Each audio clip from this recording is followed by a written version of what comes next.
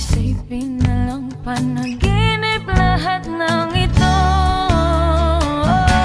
O bakit ba kailangan